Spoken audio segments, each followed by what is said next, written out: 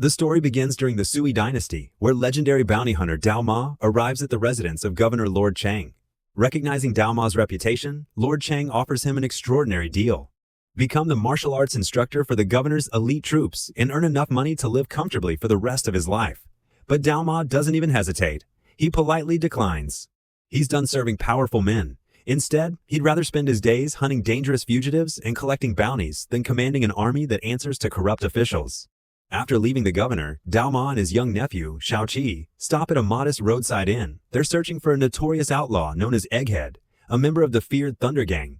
When Daoma finally finds him, he makes an unusual proposal. Instead of dragging him in for the reward, he'll let Egghead walk free, if he's willing to pay 3 times the bounty on his own head. Before Egghead can answer, his gang charges into the room. The fight explodes without warning. Punches fly, tables shatter, weapons clash. But Daoma remains completely calm. Every movement is precise. Every strike lands exactly where it should. One by one, the attackers crash to the ground until only Egghead remains standing. Realizing he's hopelessly outmatched, Egghead begs for mercy and pays the demanded price. With one job finished, Daoma immediately asks the innkeeper about another wanted criminal, a fugitive known as Double-Headed Snake. The innkeeper nervously claims he's never heard the name. But the look on his face says otherwise. Moments later, Captain Lin storms into the inn with his soldiers. The innkeeper quietly offers him a bribe, hoping to avoid trouble. Lin refuses. Instead, he publicly beats the man and orders his troops to drag him away to work on the Empire's massive construction projects. Knowing he'll never see his family again if he's taken, the innkeeper suddenly fights back, and in doing so, reveals his true identity. He is the elusive Double-Headed Snake. Double-Headed Snake tears through Captain Lin's men with incredible skill. Just when victory seems possible, Lord Chang arrives with reinforcements. His soldiers throw a heavy rope around the fugitive's neck and begin hanging him in front of the crowd. Watching from upstairs, Daoma finally steps in, not because he's a hero, but because no one else is going to claim the bounty he wants. The two unlikely allies join forces against Lord Chang. Even working together, they're nearly overwhelmed by the governor's superior strength and numbers. But in the middle of the battle, Double-Headed Snake makes the ultimate sacrifice. He gives his own life to create an opening for Daoma. Daoma seizes the moment and delivers the killing blow, bringing Lord Chang down once and for all. The victory comes at a heavy price. By killing the governor, Daoma instantly becomes one of the most wanted men in the empire. With thousands of soldiers hunting him down, he grabs Shaoqi and disappears into the wilderness.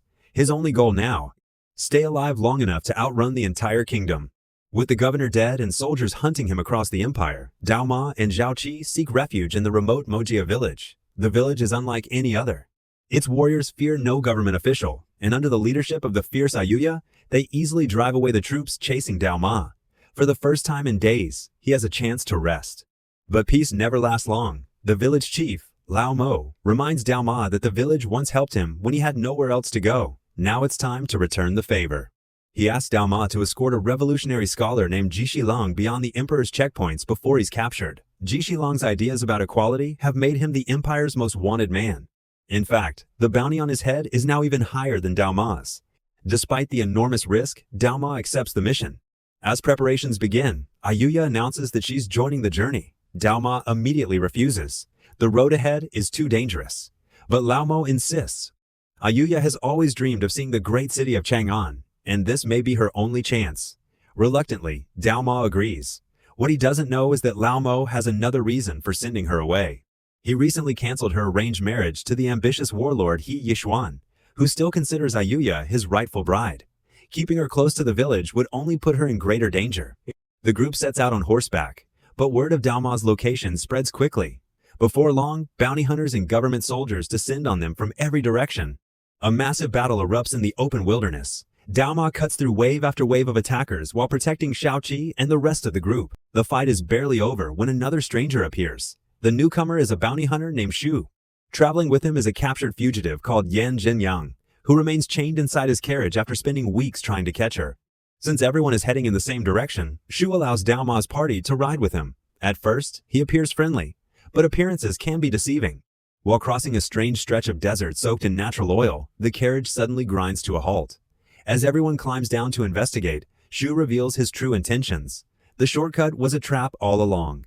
If he kills Daoma and captures Jishilong, he'll collect multiple fortunes and earn recognition as the greatest swordsman in the land. Without warning, he attacks. Daoma and Shu engage in a brutal duel surrounded by pools of black oil. Steel clashes against steel. Neither man gives an inch, but experience eventually wins out. Daoma defeats Shu and instead of finishing him off, chooses mercy. Shu is stunned. Rather than seeking revenge, he promises not to interfere with Daoma's mission again. That unexpected act of kindness plants the seeds of an unlikely alliance. Elsewhere, He Yixuan begins gathering powerful clan leaders under his banner. He convinces them that anyone protecting Zhishilong is an enemy of the state and pressures them into pledging loyalty to the new military command. When Laomo refuses to cooperate, He Yixuan retaliates by hiring ruthless mercenary raiders to strengthen his forces. The threat against Wuxia village becomes impossible to ignore. Realizing war is coming, Laomo orders most of the villagers to flee. Only a handful stay behind to defend their home. Despite their courage, the mercenary army overwhelms the village and seizes control. Their next target is obvious. Find Daoma, capture Zhishilong, and reclaim Ayuya at any cost. The chase ends at a narrow crossing where He Yixuan intercepts Daoma's group. To break Ayuya's spirit, he unveils something horrifying: the severed head of Laomo. Her father is dead. Grief instantly turns to rage as battle erupts across the canyon. Daoma fights with everything he has, but before the conflict can end, even more clan warriors arrive, manipulated into believing Daoma is responsible for the bloodshed. Now the entire region is hunting him, and his greatest challenges are still ahead. With dozens of clan warriors closing in from every direction, Daoma makes a desperate decision. Instead of fighting an impossible battle, he leads his companions straight into a raging sandstorm. Visibility drops to almost nothing. Friend and foe alike vanish behind walls of swirling sand. But hidden inside the storm is an even deadlier threat: Daoma's former comrade, Diding. The two warriors collide in a savage duel where every strike is meant to kill. Daoma fights to protect Xiaoqi. Diding fights to finish a mission left incomplete for years. When the storm finally settles, the battlefield is littered with bodies. But the worst news is yet to come. Xiaoqi reveals that during the chaos, He Yixuan escaped with Ayuya. Despite wanting to rescue Ayuya immediately, Daoma remembers his promise. Zhishilang's mission comes first. If the revolutionary falls into the emperor's hands, countless innocent lives could be affected. Putting his personal feelings aside, Daoma presses forward toward the river crossing that marks Zhishilang's path to freedom. When they finally reach the crossing, Daoma admits he can't escort Zhishilang any farther. Too many enemies are closing in. Instead, he offers Shu a generous reward to finish the journey and protect both Zhishilang and Xiaoqi. Shu agrees, but Zhishilong refuses to leave. He knows He Yixuan wants him alive and offers to trade himself in exchange for Ayuya's freedom. It's a dangerous gamble, but there are no better options left. Back at Wuxia village, He Yixuan celebrates his victory. With too much wine in his system and no one willing to oppose him, he prepares to force himself on Ayuya. Just before he can carry out his plan, Ani bursts into the room and attacks. She fights bravely, but is hopelessly outmatched. He Yixuan defeats her with ease and leaves her barely alive. Then a messenger rushes in with unexpected news. Daoma has returned, and he's brought Zhishilong with him. Standing outside the gates, Daoma demands a simple trade: Zhishilang in exchange for Ayuya. He Yixuan pretends not to care, but eventually agrees. A large sack is dragged forward and handed over. For one hopeful second, Daoma believes Ayuya is inside. But when the sack is opened, it's Ani, mortally wounded and barely clinging to life. Realizing he's been tricked, Daoma charges into battle without another word. The peaceful exchange instantly turns into all-out war. The man everyone believes is Zhishilang joins the fight as well. But it's actually Shu in disguise. The two warriors carve a bloody path through He Yixuan's forces while innocent villagers scramble for safety. Meanwhile, He Yixuan's cruelty reaches new heights as he begins slaughtering civilians simply to satisfy his rage. Even Pei Shiju, who commands many of the troops, becomes disgusted by the bloodshed. Then, unexpectedly, the mercenary raiders receive fresh orders. Their contract is over. Without warning, they abandon He Yixuan and leave him to fight alone. Elsewhere, Ayuya manages to convince the slow-witted Wululu to release her from captivity. At the same time, Diding and One Eye arrive with devastating news. They've captured the real Zhishilong, and they've also taken Xiaoqi. Everything Daoma has fought to protect is slipping away. The truth finally comes to light. Years earlier, Daoma, Diding, and One Eye served together as elite soldiers loyal to the throne. When Daoma's sister secretly gave birth to Xiaoqi, the child was marked for death because of his royal bloodline. The emperor ordered the entire bloodline erased. Daoma's sister was executed. But Diding secretly helped Daoma escape with the infant.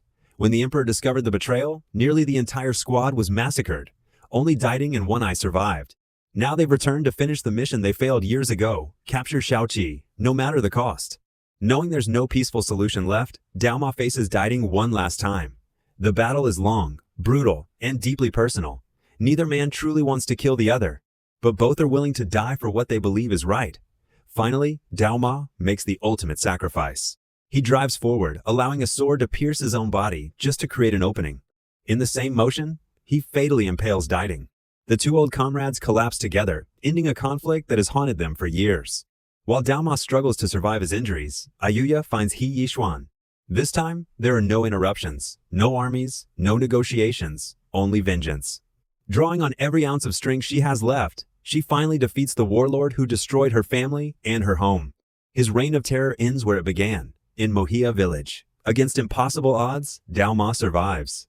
With the fighting finally over, he reunites with Shaoqi and the remaining members of his unlikely family. Shu, Zhixilong, Yan Jinyang, and Ayuya. Together, they ride toward an uncertain future. Daoma is still a wanted man. The empire still considers him an enemy. But after everything he's endured, none of that matters anymore.